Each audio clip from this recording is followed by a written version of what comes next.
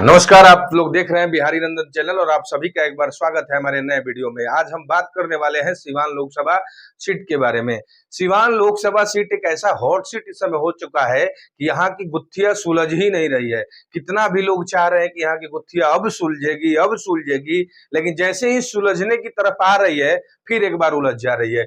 पिछले दिन आप देखे होंगे कि विशाल जनसैलाब के साथ विशाल रैली निकला था आरजेडी के पूर्व में स्पीकर रह चुके श्री अवध बिहारी चौधरी जी का।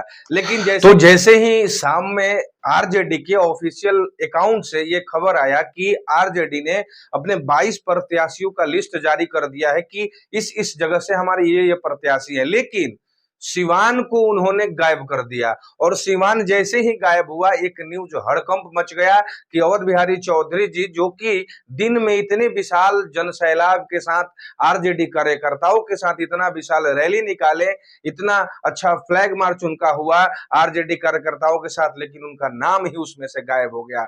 अब ये बताइए कि ये कितना बड़ा सनसनीखेज खबर है कि यहाँ की लोग अब समझ रहे थे, सिवान की जनता अब समझ रही थी कि चलिए जेडीयू ने अपना फाइनल प्रत्याशी तो बहुत पहले ही कर दिया, विजय लक्ष्मी जी के रूप में निर्दलीय से लगभग नाम मतलब पर्दाफाश हो चुका है कि ये प्रत्याशी आएंगे। लेकिन आरजेडी जो अभी तक नहीं किया था, लेकिन वो भी लग रहा था कि कल तक वो भी क्लियर हो गया, जैसे विशाल जनसैलाब के साथ अवध बिहारी चौधरी जी का जो काफिला निकला। लेकिन सुबह में निकला, लोग अभी कंफर्म हो ही रहे थे कि चलिए और बिहारी चौधरी जी कंफर्म हो गए, लेकिन वैसे ही शाम जैसे ही ढला, अभी वो बाहर ही थे, लोगों में घूम रहे थे, मिलजुल रहे थे, वैसे ही खबर आया कि उनका नाम ही नहीं है सिवान का।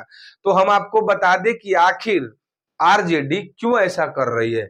क्या वो लोग लगातार हिना मैडम को ही चाह रहे हैं कि सिवान में अगर कोई लड़े तो हिना मैडम ही चुनाव लड़े? क्योंकि इस समय जो है कहीं ना कहीं सिवान में ये बहुत तेजी से हवा एक बह रही है, जिसमें हिना मैडम का नाम बहुत आगे आ रहा है, शीर्ष पे आ रहा है। जितने भी उम्मीदवार अभी तक खड़े हैं, निर्दलीय में भी बहुत बड़े बड़े नाम है। आज जैसे एक नाम नया अनाउंस हुआ जीवन यादव का, जो कि एक समाज सेवी नेता है सिवान के।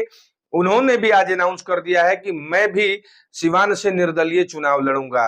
प्रबोध मल जी हैं और तिवारी जी हैं। इधर हम बात करें तो हिना साहब है निर्दलीय की सबसे बड़ी पार्टी, जो कि आज तक बहुत दिनों से आरजेडी की ही कैंडिडेट थी, लेकिन इस बार वो निर्दलीय चुनाव लड़ेंगी। अगर हम बात करें महागठबंधन में, तो महागठबंधन में लग रहा था कि और बिहारी चौधरी जी कंफर्म हो चुके हैं, लेकिन उनका भी नाम अभी कंफर्म नहीं हुआ है। तो इस तरह से बड़ी बड़ी नाम है, लेकिन आरजेडी जो है कि यहाँ की गुत्थियां जो है सुलझा ही नहीं पा रही है। क्या उनको परेशानी है? क्या वो फिर से एक बार कहीं हिना मैडम की तरफ देख रहे हैं कि क्या एक बार फिर लास्ट तक हिना मैडम को मनाया जाए? और हिना मैडम जिस तरह से उनका हवा चल रहा है, रुख चल रहा है इस समय, तो उनको लग रहा है कि हिना मैडम के साथ जाएंगे तो 15 सालों से जो सीट हम हारते आ रहे हैं, इस बार कहीं हम जीत जाएं। तो हो सकता है कि आरजेडी ने और ईद तक वो अपना इंतजार करे, और ईद के बाद कहीं हो सकता है कि आरजेडी भी सिवान से लास्ट तक अपना उम्मीदवार कंफर्म करे।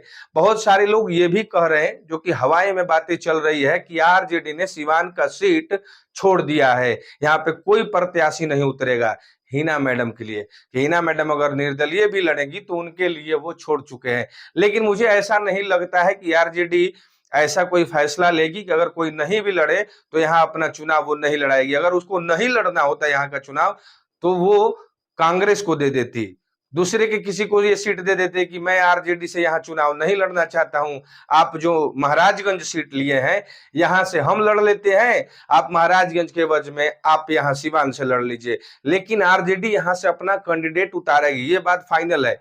हो सकता है कि वो लोग ईद का इंतजार कर रहे हैं, और जैसे ही ईद बीतेगा शायद हो सकता है कि मैडम की तरफ वो लोग रुख करें। और लगातार फोन कॉल तो आ ही रहा था पिछले दिन भी, लेकिन मैडम ने अभी तक ऐसा कोई प्लान नहीं बनाया है, ऐसा कोई निर्णय नहीं लिया है कि मुझे आरजेडी से लड़ना है। क्योंकि मैडम का शुरू से अनाउंस है कि मैं निर्दलीय चुनाव लड़ूंगी, और ये भी बोल रही कि वो सारे लोग अपने हैं, अपने रहेंगे, लेकिन मुझे इस बार निर्दलीय चुनाव लड़ना है। और चुनाव लड़ने के बाद अगर जीतती हैं हम, तो सिवान के देवतुल्य जनता का हम सेवा भी करेंगे। अब इधर जो सिवान की कुश्तियां है, मैं इसलिए बोल रहा हूं कि निर्दलीय में जहां अगर मान लीजिए आरजेडी से अवध बिहारी चौधरी जी भी आते हैं, हो सकता है कि ओम प्रकाश यादव जी के परिवार से भी कोई आए, हो सकता। और एक और न्यूज खबर अभी आई जो कि पक्की न्यूज है, जीवन यादव जी भी आ रहे हैं। तो ये जो आरजेडी के वोटर हैं, अधिकतर इसमें यादव लोग ही ज्यादा आरजेडी के सपोर्टर हैं, बाकी लोग भी हैं लेकिन अधिकतर वोट यादव हैं। तो यादव में भी अब क्या अवध बिहारी चौधरी जी के साथ जाएंगे, क्या जीवन यादव के साथ जाएंगे, क्या ओम प्रकाश यादव के घर से कोई आता है तो उनके साथ जाएंगे, बहुत कठिन लड़ाई हो सकता है।